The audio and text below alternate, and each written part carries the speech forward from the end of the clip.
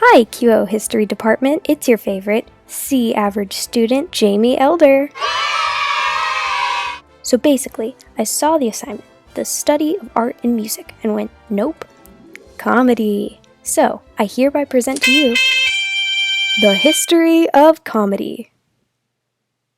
This is the world, yet to be filled with laughter, until Greece in 4th century BCE. Aristotle went to his vegetation rituals and thought, these could be funny, and created improv.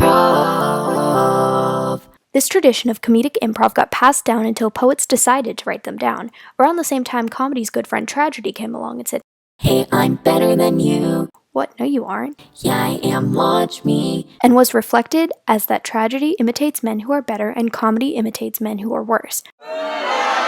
But this is just the background because the project is focused on 20th century comedy, not Greek bitches. So jumping into the 20th century, we have more Europe.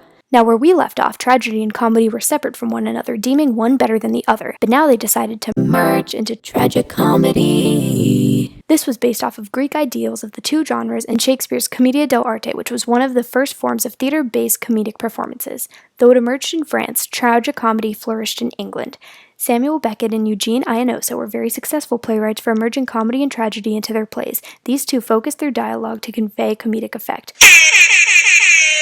While England seemed like it was incredibly boring during this time, it was. English comic Charlie Chaplin arose and changed the game of comedy forever. His style of physical comedy and his silent films made him an icon in the entertainment industry today. England wasn't the only one in action, though. Brazil invented the one-man show act, and Mexico had many smaller shows focusing on improv and small group performances. As we progress into the future, these countries began to take influence from American comedy, but Ms. KG said I couldn't talk about comedy in America. So basically, Aristotle thought laughing and funny could be a thing, but then poets brought in tragedy. Tragedy and comedy don't like each other, but too bad merge. And they merged into tragicomedy and French plays. But then England was like, no, we want to do plays. So they did, and it seemed boring. But then Charlie Chaplin saved England's ass and said, watch me save your ass. And he did. He revolutionized comedy. While this happened, Brazil and Mexico said, hey, we're funny too. And finally, America was like, we are the funniest, what are you gonna do about it? And the rest of the world was like, we are gonna copy you. The end.